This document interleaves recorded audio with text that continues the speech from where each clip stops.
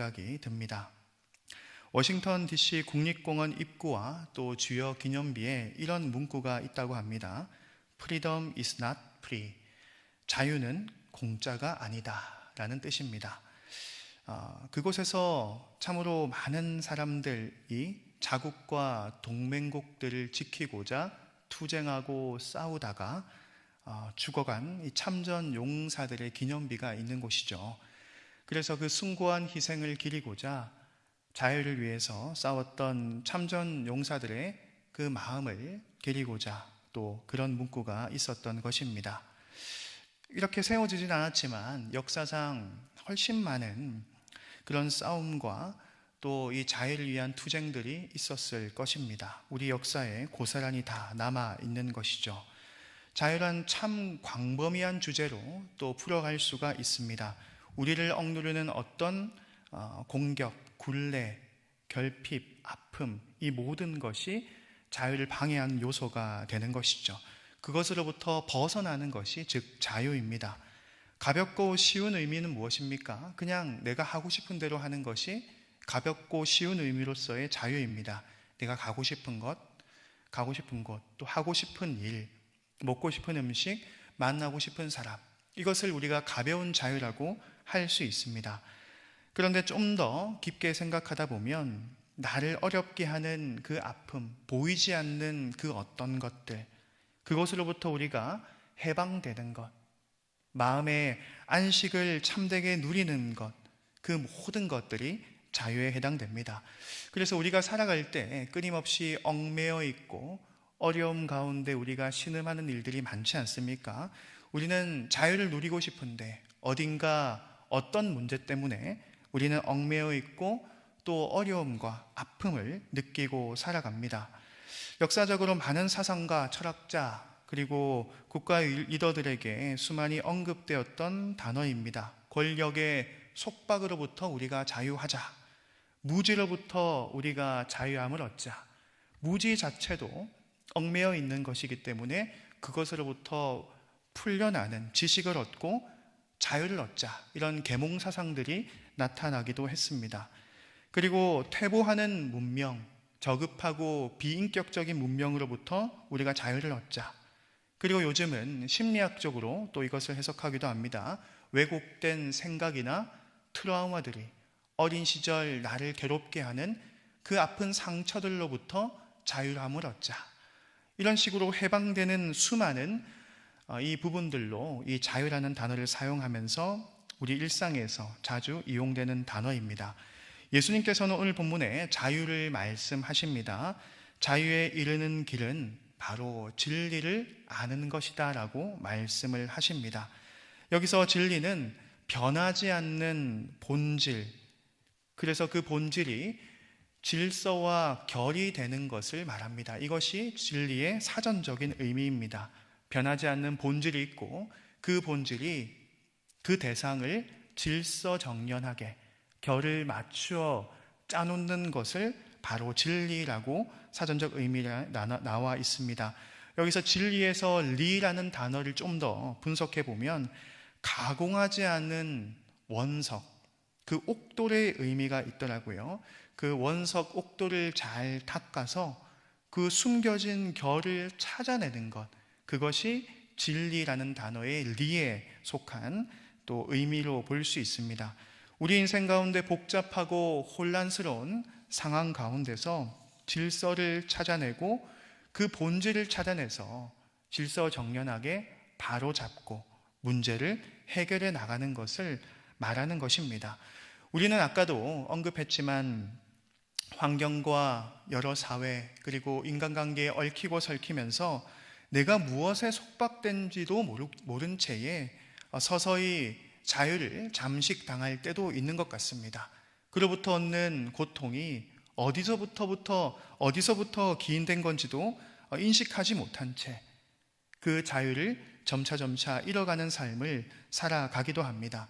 점차 진리와 멀어지고 무지 가운데서 흐릿해지고 어두워지는 우리의 모습도 마주하게 됩니다.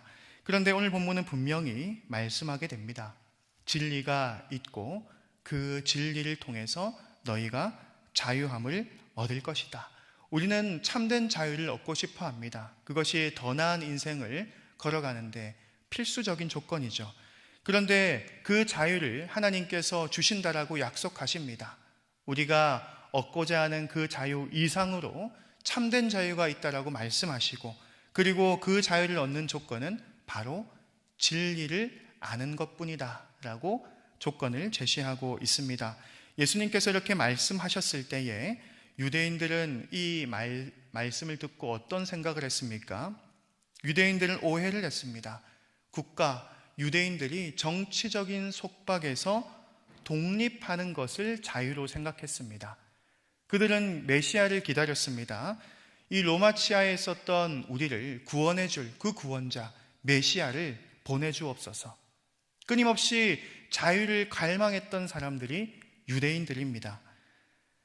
그래서 예수님께서 자유라는 말씀을 하셨을 때 진리를 너희가 알 것이고 진리가 너희를 자유롭게 할 것이다 라고 말씀하셨을 때 다른 나라로부터 속박당하는, 정치적으로, 경제적으로, 군사적으로 속박당하는 그것을 생각했던 것입니다. 그런데 그들은 그런 사실도 없다라고 스스로를 속여버립니다. 오늘 본문을 보면 32절에 예수님께서 너희가 자유롭게 될 것이다 라고 말씀을 했는데 33절에 유대인들은 엉뚱한 말을 하죠. 우리는 아브라함의 자손이고 남의 종이 된 적이 없습니다 라고 말을 합니다. 그것은 틀린 말이죠. 과거 애굽의 노예 생활도 했었고 바벨론의 포로 생활도 했었고 지금 예수님과 대화를 하는 이 당시에도 로마의 식민지를 당하고 있었다는 것이죠. 로마가 자국의 이익을 위해서 세금을 걷어가고 군사적으로 덜 압박하는 것뿐이지 이는 식민지와 동일한 상황이었습니다.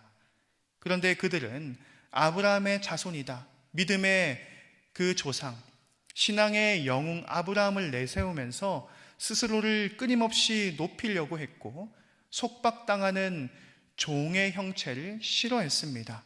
그렇기 때문에 예수님께서 자유를 너희에게 주겠다라고 했을 때 우리는 종된 적이 없습니다라고 스스로를 속이고 있다라는 것이죠. 예수님께서는 이 유대인, 이 민족들이 주권을 얻고 경제적, 정치적으로 독립하는 것을 말씀하신 것이 아닙니다.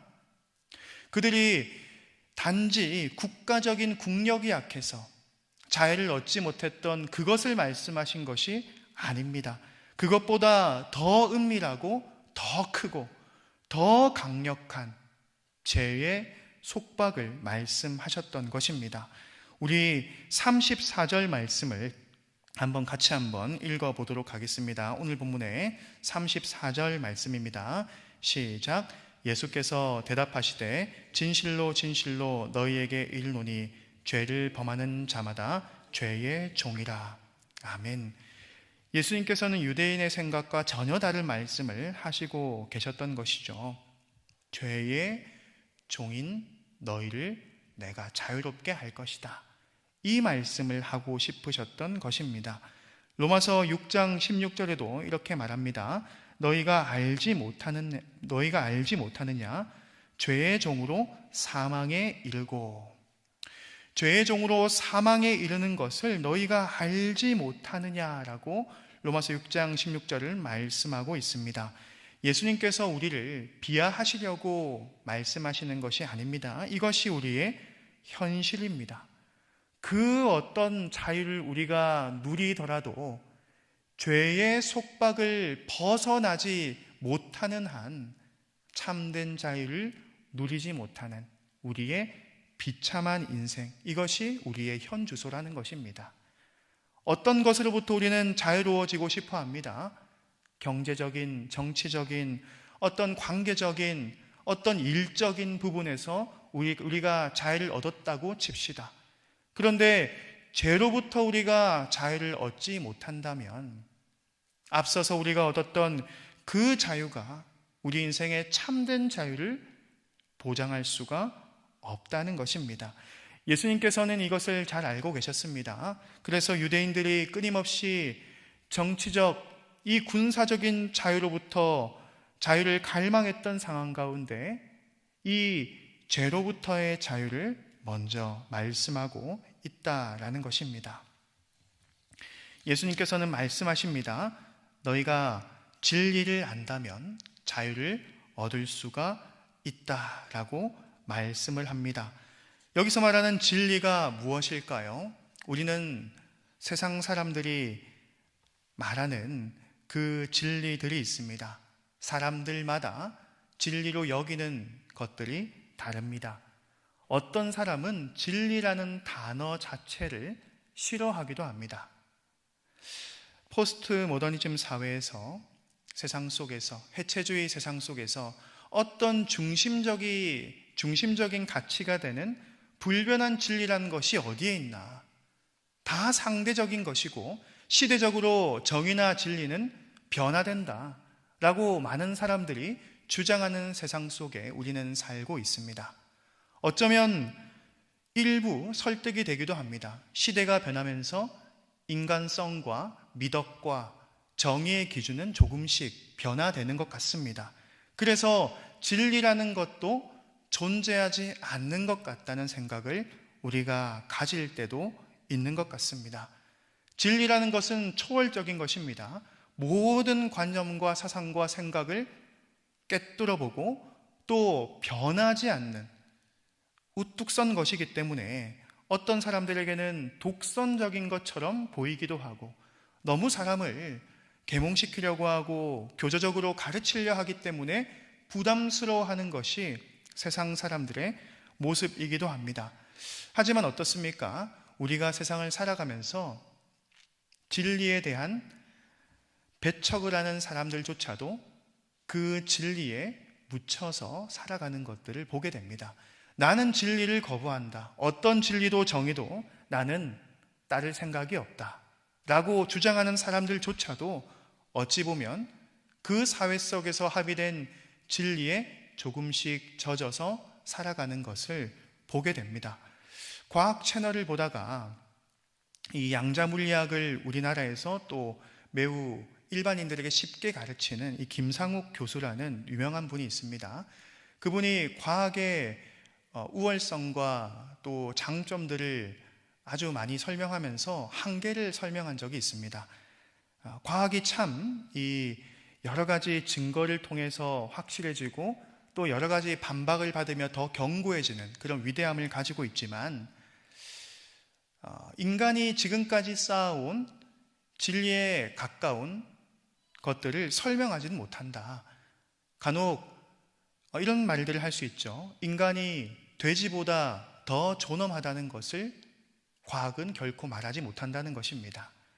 우리는 인간이 왜 존엄하다라고 생각합니까? 그것을 과학적으로 돼지보다 우리가 더 존엄하다는 것을 우리가 증명할 수 있습니까? 그렇지 못합니다.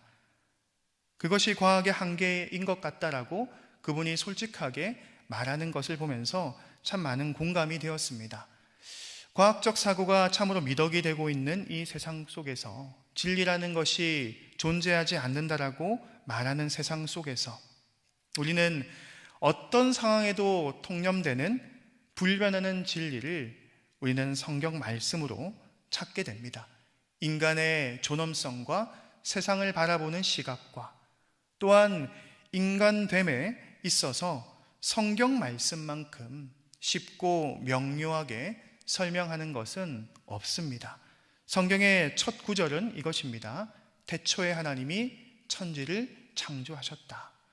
하나님께서 창조주가 되시고 피조물인 인간과 세상을 창조하셨다라는 말씀을 처음부터 합니다. 그리고 인간은 죄를 지었습니다. 하나님의 기대와 다르게 죄를 짓게 되어서 사망에 이르게 되었습니다. 그런데 그 죄를 지은 인간을 구원하고자 하나님께서는 유일한 아들을 보내주시고 그 아들이 모든 인간의 죄를 지고 십자가에 못 박혀 죽으심으로 그 대가를 치르시고 그것을 믿는 자들에게 죽음이 아닌 영원한 생명을 주시겠다라고 약속을 하십니다. 우리는 이 인간에 대한 해석과 세상에 대한 이 진리적 가르침을 통해서 이 세상을 바라보는 프레임이 생기고 시각이 생기고 눈이 뜨이게 됩니다. 이것들은 사실상 우리가 살아가는 세상에 많은 영향을 주고 있습니다. 그것을 반기든 반기지 않든 이 사실에 우리는 영향을 받고 살아가는 세상의 모습을 보게 된다라는 것입니다. 그렇다면 우리 자신을 이해하기 위해서 참된 자유를 갈망하는 우리 인간이 우리 스스로를 이해하고 참된 자유를 찾아가는 이 삶의 여정 속에서 무엇을 찾아야 되겠습니까?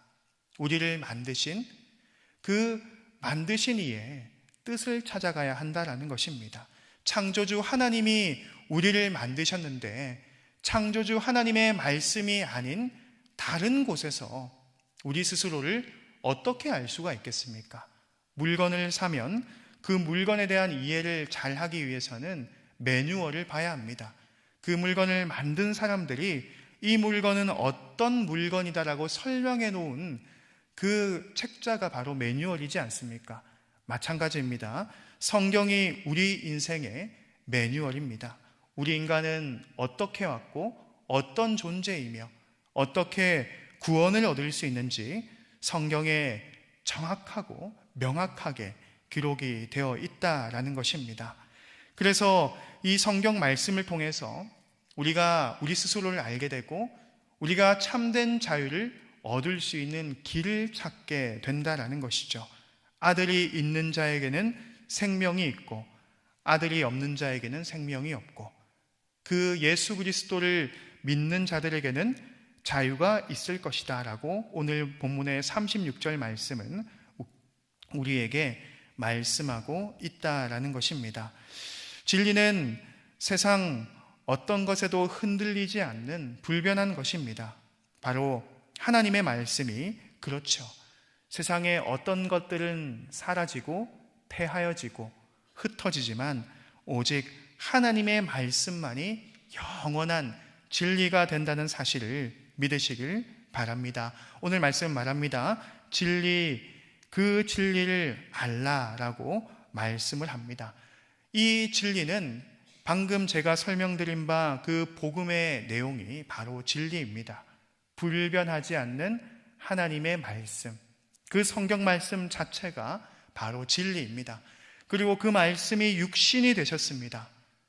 그 말씀이 육신이 되어 우리의 가운데 거하시니 바로 임마누엘 하나님 예수 그리스도가 우리의 진리 되십니다. 하나님의 말씀이 진리이고 또 그 말씀이 육신이 되신 예수 그리스도가 진리라는 것입니다. 주님께서는 말씀하십니다. 내가 길이요 진리요 생명이다. 나는 진리다라고 예수님께서 직접 말씀을 하셨습니다. 그래서 오늘 본문은 말씀합니다. 내 말에 거하면, 너희가 내 말에 거하면 31절에 말씀하고 있습니다. 잠깐 발을 넣고 빼는 것이 아니라 지속적으로 거하는 의미를 가지고 있습니다. 내 말에, 그 진리 가운데, 하나님의 말씀 가운데 지속적으로 우리가 잠식당하고 함께 연합하여서 살아가는 것을 말하죠. 그리고 진리는 예수님이라고 했습니다. 진리를 알지니라고 했을 때 예수님을 참되게 아는 것을 말합니다. 여기서 알다라는 이 원어적인 의미는 어렴풋이 아는 정도일 때 쓰는 단어가 아니라 경험적으로 시간을 두고 깊은 관계를 맺을 때에 이 단어를 사용하는 것입니다. 그래서 부부 관계일 때 이 알다라는 단어를 사용하기도 합니다. 성경의 구약에도 신약에도 많이 나오는 단어입니다. 부부간의 연합을 설명할 때 말하는 이 단어가 그토록 친밀한 인격적인 관계성을 나타내는 것처럼 우리가 진리를 안다라고 했을 때 예수 그리스도를 어렴풋이 아는 것이 아니라 예수 그리스도가 누구신가에 대해서 우리가 분명한 지식과 확신을 가지고 분명하게 알기 때문에 그 뜻이 나의 삶에 영향을 주는 것까지 우리가 나아갈 수 있게 됩니다. 우리가 그토록 사랑하는 사람을 가까이 하다 보면 닮게 됩니다. 부부가 오랜 시간 살다 보면 생각하는 방향도 사고하는 것도 점차 닮게 되죠. 마찬가지입니다. 우리가 진리를 안다, 예수님을 안다라고 했을 때 예수님의 뜻과 예수님의 마음을 우리의 삶에서 조금씩 가져가는 것을 말하는 것입니다. 그것이 바로 진리를 안다라는 의미를 나타냅니다.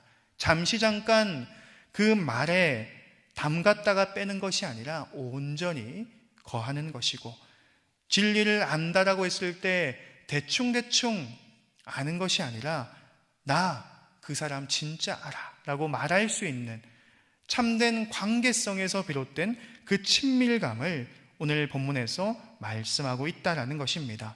그래서 그 말에 거하는 자, 진리를 아는 자는 참된 자유를 누린다는 사실을 온전히 믿으시길 소망합니다. 우리는 끊임없이 세상 가운데 종의 신분으로 살아가는 것 같습니다. 노예의 신분으로 살아가는 것 같습니다. 어떤 사람은 사람의 노예가 되어서, 어떤 사람은 권력의 노예가 되어서, 어떤 사람은 돈의 노예가 되어서, 어떤 사람은 수많은 명예의 노예가 되어서 이것저것 비틀거리며 넘어지며 속박을 당하며 어디서부터 잘못된 건지 모르고 자유를 잃어버리는 삶을 살아가는 것 같습니다. 하지만 오늘 말씀은 분명히 우리에게 확신을 주고 있습니다. 그것들로 인해서 그 자유를 얻는다고 해서 너희가 참된 자유를 얻는 것이 아니다. 유대인들을 꿈꿨던 그 자유가 유대인을 참되게 자유롭게 하는 것이 아니라 근본적인 죄의 문제를 해결하는 자유야말로 너에게 참된 자유를 허락하는 것이다 라고 분명히 말씀하고 있습니다. 그리고 이 자유는 아버지의 집으로 초대하는 자유임을 오늘 35절 말씀은 말씀하고 있습니다. 그 수많은 속박에서 자유함을 얻었는데 아버지의 집으로 거하는 것이 어떻게 보면 또 다른 속박이 아닌가라는 반문을 할 수도 있겠습니다. 35절에 이렇게 기록되어 있습니다. 종은 영원히 집에 거하지 못하되 아들은 영원히 거하나니. 종은 집에 거하지 못합니다. 그런데 아들은, 딸은, 자녀는 아버지의 집에 영원히 거한다라고 말합니다. 자유란 무엇입니까? 모든 것에서부터 해방되는 것, 벗어나는 것이 아닙니까? 그런데 그 집에 들어가면 자유를 또 잃어버리는 것이 아닙니까? 저는 그런 생각을 해본 적이 있습니다. 하지만 이것이 오히려 참된 자유임을 믿으시길 바랍니다. 물고기가 물을 벗어나서 살 수 있습니까? 아무리 잘 만들어진 컴퓨터라 할지라도 전원이 꽂혀 있지 않으면 켜지지도 않습니다. 마찬가지입니다. 창조주이신 하나님께 우리가 붙어 있지 않는다면, 포도나무이신 주님께 우리가 붙어 있지 않는다면 우리가 세상에서 누리는 자유는 다시금 반쪽짜리 자유로 회귀하는 것밖에 되지 않는다라는 것이죠. 나 혼자 내 하고 싶은 대로 나의 뜻대로 살아가는 것이 자유라고 생각하지만 우리는 그것을 해낼 수 없는 존재임을 성경 말씀을 통해서 받아들이고 세상 그 어떤 속박으로부터 자유로워져서 아버지의 집에 거하며 하나님과 함께 살아가는 것이 우리의 가장 큰 자유임을 소망하면서 결코 공짜로 얻어진 것이 아니라 예수 그리스도께서 우리를 위해서 생명을 주셨던 그 사랑의 자유를 값없는 은혜로 오직 믿음으로 누리시는 우리 귀한 성도님들 되시길 주님 이름으로 축복합니다.